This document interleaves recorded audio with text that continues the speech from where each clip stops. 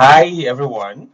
Today's session is about spotting faulty reasoning, also known as fallacies.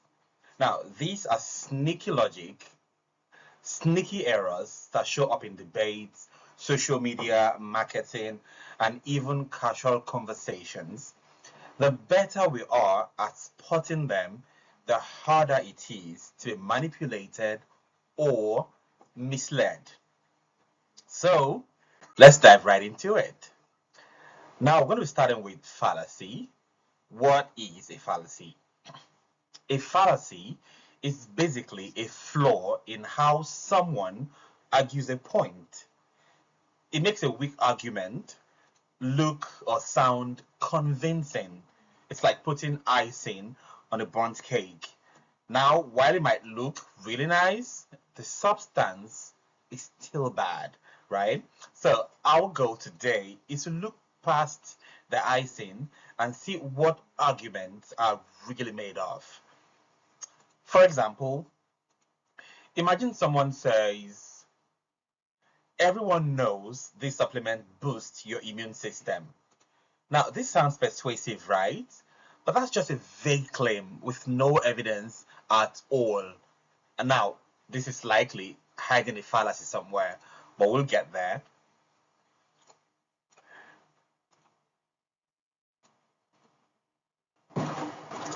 Moving on, now there are two main types of fallacies, or shall I say, two main categories of fallacy. Now, first is what you would call the formal fallacies, and the other one is the informal fallacy. Now, let's take them one after the other, right? So, formal fallacies are errors in the structure of the argument. So, kind of like when we say grammatical mistakes in the logic, when you have a sentence and then we say the structure is wrong, grammatical, right? So, in the same vein, the formal fallacies are when there are errors in the structure of the argument. The second part is the informal fallacies, and this is more about the content and the context. So in this case, the structure could be right, but the content and the context could be false. And these kind of informal fallacies are what we mostly see in real life. Now let's look at an example really quickly. Now, from a fallacy, for example, you say, if it rains, the ground is wet. Then somebody concludes, the ground is wet, so it must have rained. Now, that's funny because this typically or this overlooks other reasons why the ground could be wet. When it rains, the ground is wet, yes. But then it would not be correct to say, oh, the ground is wet, so it must have rained. It would not be exactly correct because a pipe could have burst somewhere. Anything else could have caused the wet ground. Now, let's look at informal fallacy. For informal fallacy, an example would be, this person is wrong because they're always dramatic. Now, that's not about the argument, right? That's about the person. So, yeah, the content and the context, something is wrong there, right? But then we'll come to the we'll come to this type of fallacy in our presentation. So, moving on. Now, we're looking at ad hominem. Now, this kind of fallacy attacks the person making the argument instead of addressing what they're actually saying. It's like saying someone is wrong because of who they are, not because their reasoning is bad. Something is wrong there, right? For example, somebody says, oh, she cannot be right about climate change. She's just a makeup artist. Or somebody says, you're just a kid. What do you know about politics? Right there is ad hominem. Just because someone isn't an expert doesn't mean their point is invalid. You have to focus on the content, not the identity of the person, right? So focus on the content of what they're saying and ignore the identity. Otherwise, you will be committing ad hominem fallacy. Next one here is straw man. Okay, so this one we see it every time, every day on social media, right? When an argument is presented on Twitter, everywhere. So here, someone misrepresents a fact or no, not really. Someone misrepresents or oversimplifies another person's argument. Why? They do that, they oversimplify or misrepresent it to make it easy to attack that argument. It's like setting up a fake version of what the person said, then tearing that fake version down. But the very first thing you do is you set up a fake version. Somebody says A, you say, oh, you mean B, and then you tear up the B. And now the B, you make sure the B is very easy to tear down, very easy to tear down than the A. Then you tear down the B, which is the fake version. So, for example, somebody says, we should regulate social media companies. That's what person A said. Then person B goes, oh, you want to censor the internet? Now, you see how easier it is to tear down that argument of saying you want to censor the internet. So that's all was said, and you cannot refute a point by twisting it into something that it's not. So, yeah, that's about strawman. So the next we have appeal to authority. Now this fallacy says something must be true just because someone important or famous said it. But even experts get things wrong, and not all experts are actually qualified, right? So for example, the crypto coin is a guaranteed win. Famous athletes XYZ invested in it. Or, oh, my uncle is a doctor and he says vaccines don't work. So while authority can actually be useful, it's not proof. He's a doctor, okay, it doesn't mean everything is said, but the vaccine is correct. That's the truth. What is the evidence? You're saying you're a doctor and you're saying the vaccine is wrong. Okay, what's the evidence? Now, this is just an example, right? I'm not trying to stir up an argument there. Or you say, invest in this company, this celebrity is investing in the same company, just invest in it. Now, because that celebrity, a famous person, is investing in it, doesn't mean that it's going to be a good investment. So, what you should be asking is, what's the evidence? So, appeal to authority, that is, when we think something is true because a famous person said so, no, that's a fallacy called appeal to authority. So, moving on, false dilemma, which is like an either or. What does this really mean? This is when you present with only two options, even when there are more. I mean, people come and say it's either this or that. I mean, that kind of oversimplifies complex issues and forces you to choose a side when in reality it's often more nuanced. For example, somebody says you're either with us or against us. Or somebody says if we don't cut funding, the economy will collapse. How about the other options? I'm either with you or against you. What if I'm not with you, but I'm not against you? It's very possible for me not to be against you and for me not to be with you, for me to just be neutral. Why are we not looking at that? So we have to look for the middle ground or other alternatives. Life is really black and white.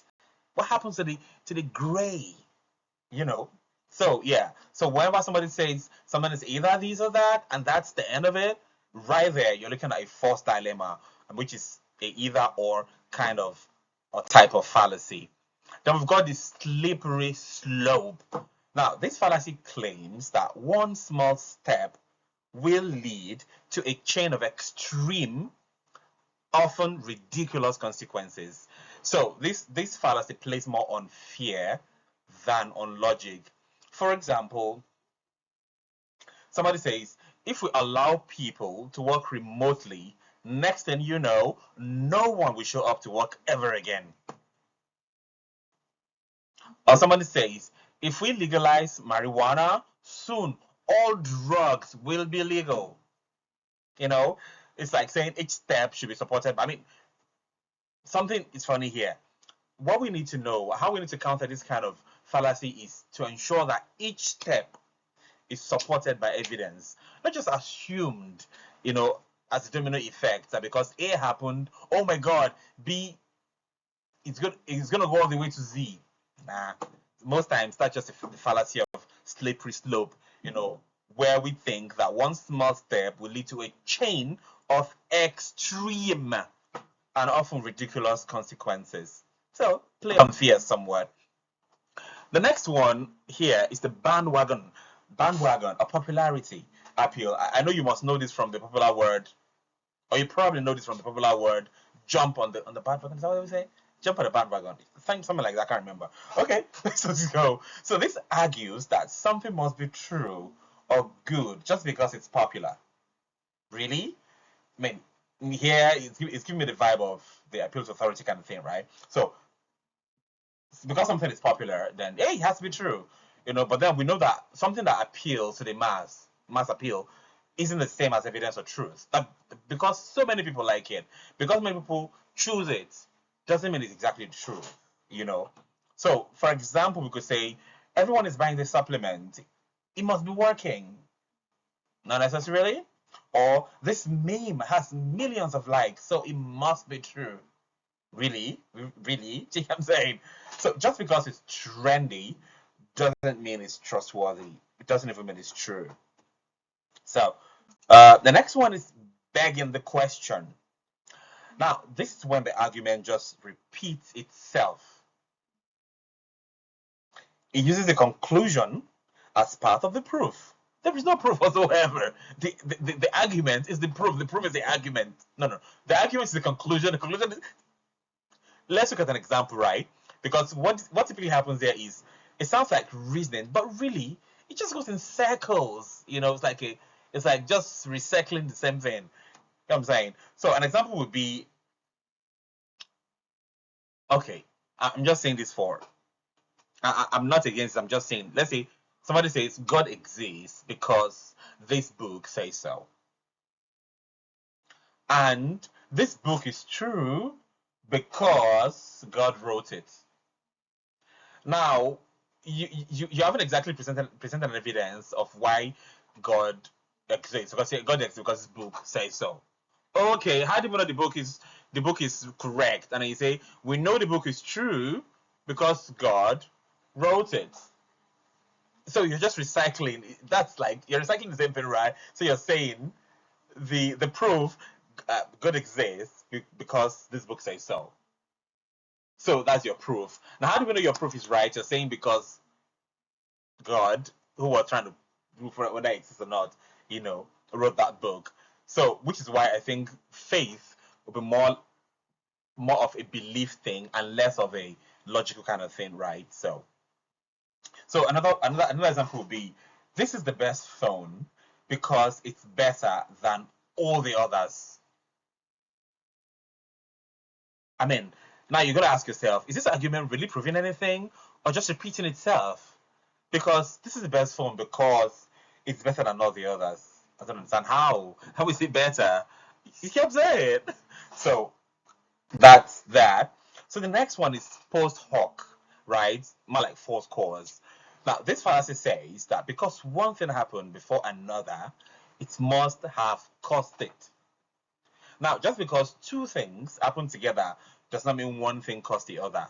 I mean, what you typically hear that, I mean, correlation is not proof of causation. So somebody says, I want my lucky t-shirt today, or I want my lucky jersey today, and we won, yay. So we won because I want my lucky jersey.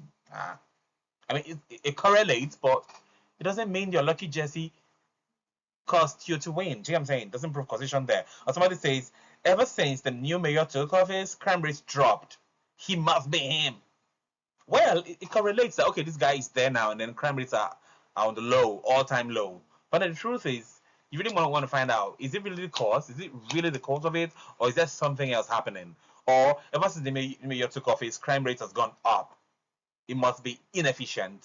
Is that really what's going on? So correlation does not always equal causation. So we have to look for real links, not just coincidences.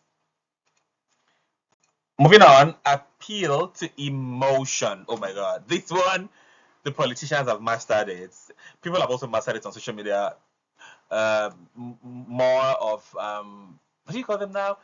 Influencers, yes. So the appeal to emotion fallacy uses emotional pressure instead of logical reasoning to persuade you. All right. So it's often manipulative. It pulls on your heartstring instead of giving you facts. And this is where I think identity politics come into play, right? Where politicians talk about religion, talks about race, talks about all those things that pull your heart, and make you forget to use your head, so appeal to emotion comes in at most times. So somebody says, if you don't donate, you clearly don't care about starving children. Really? Is it really true because I'm not donating? Does it really mean I don't care about starving children? No. What about I don't have money to donate? Yeah, so there are several reasons why somebody might not be donating. Not necessarily because they do not care about starving children. So somebody will say, only a heartless person would disagree with this policy. Really? I mean, that's pulling the heartstring. Now you feel like, I don't want to be a heartless person. Should I just support it? Now, they've been manipulated, right? Because now you're being asked not to think, not to reason, not to use reasoning, to just go with heart. So feelings matter, right? I totally agree with that. But arguments need evidence, not guilt trips. Now, why does fallacy, or why do fallacies matter? Now, fallacies don't just weaken arguments. They can mislead, they can confuse, and they can manipulate. Like we've mentioned, we see them in politics, in advertising, and in online debates on social media. So, learning to spot them helps us stay sharp. It helps us to ask better questions, and it helps us to avoid being fooled. You know. So, the question is, have you ever fallen for a social media post, then realized it was built on shaky logic? If it is true, just put a comment put a comment below, in the comment section. Let's see what really happened and how you were able to wriggle, or how you were finally able to wriggle out of that, fallacy. Now, logic is a superpower. You have to know this. It's not about being cold. It's not about being hyper rational. It's about seeing clearly. You can be kind. You can be curious. Why you're still calling out bad arguments. The goal is not to win debates. No, it's to understand the truth better. So, once again, if you have other fallacies that you like to talk about, you want me to make a video on, please put them right there in the comment section. I'll be more than willing to do a video about them. Thank you. Ciao.